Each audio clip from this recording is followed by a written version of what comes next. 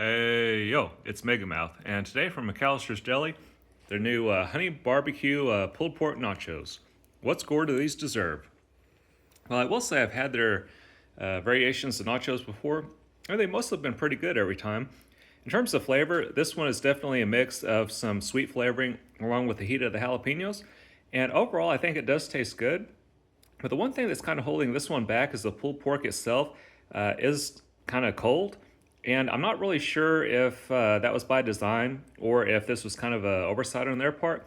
So it is still good overall. I can still eat it and enjoy it. I just think it would have been even better had the pulled pork been served hot.